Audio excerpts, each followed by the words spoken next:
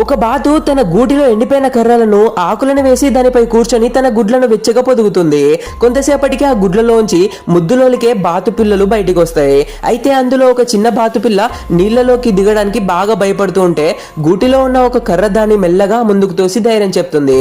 బాతుల కుటుంబం హ్యాపీగా ఈత కొడుతూ వెళ్ళిపోవడంతో ఇక తాను కూడా ఇంకా ఇంటికి తిరిగి ప్రయాణం కావచ్చు అని ఆ కర్ర అనుకుంటుంది. కానీ అంతలోనే ఒక పడవ తెడ్డు వచ్చి ఆ కర్రపై బలంగా పడడంతో అది స్పృహ తప్పిపోతుంది. నది ప్రవాహంలో కొట్టుకుపోతూ అది సముద్రం వరకు చేరుకుంటుంది.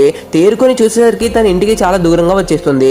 ఎంత ఎదురీది తిరిగి వెళ్లాలని చూసినా సముద్రం పెద్ద పెద్ద అలలు దాన్ని ముందుకు వెళ్ళనివ్వవు. మరోవైపు ఇంట్లో ఉన్న కర్ర భార్య తన భర్త రాక కోసం ఎదురు చూస్తూ ఉంటుంది.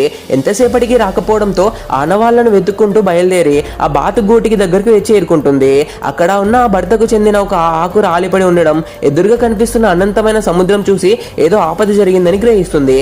ఇక్కడ సముద్ర పొలాల్లో కొట్టమిట్టాడుతున్న ఆ కర్ర చివరికి ఒక తెలియని ఒడ్డుకు చేరుకుంటుంది. ఎవరికంటా పడకుండా తప్పించుకుంటూ ముందుకు వెళ్ళడానికి ట్రై చేస్తుంది. కానీ ఇసుక తిన్నెల్లో చిక్కుకుపోతుంది. అప్పుడే ఒక చిన్న పీత దాన్ని గుర్తుపట్టి అక్కడున్న మనుషుల దృష్టి మళ్లించడం కోసం పక్కనే ఉన్న ఒక అమ్మాయి చేతి కర్రను తీసుకొని దూరంగా పరిగెడుతుంది. ఆ గందరగోళంలో ఆ కర్ర అక్కడ నుంచి తప్పించుకొని పారిపోతుంది.